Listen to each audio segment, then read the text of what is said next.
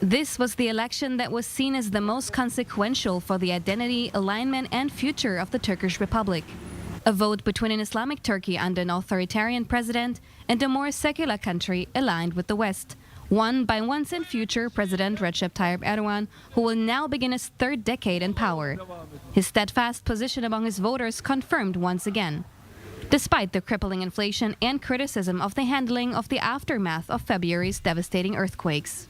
There's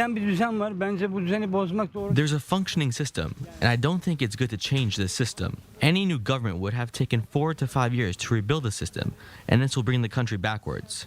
The system was not destroyed. I think everyone won. Thank God he was elected. It's a good result because Tayyip Erdogan is a good leader. He knows what the people want. If the people have been voting for him for 20 years, he must be a successful leader. He's a leader that Turkey deserves. There's nothing else to say about it.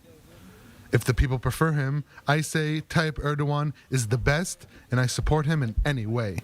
But Erdogan's opponent, Kemal Kılıçdaroğlu, called the elections the, quote, most unfair in years. He said all state and media resources had been mobilized to support Erdogan. Kılıçdaroğlu ran with the promise to lead Turkey back onto the democratic path, rolling back Erdogan's 2017 reforms, strengthening the presidency, as well as bolstering ties with the U.S. Many young voters especially had hopes for a more promising future in Turkey under a different president. Now they don't expect the country to change very much. I don't have hope anymore. I don't have hope for Turkey. I want to move abroad as soon as possible. I am an engineering student and it will be better for me elsewhere. I think it was an unjust election because the country is in a bad situation. I pray to God that he's going to be good for everyone. We had a different candidate in our hearts, someone who could really lead this country, but it didn't work out.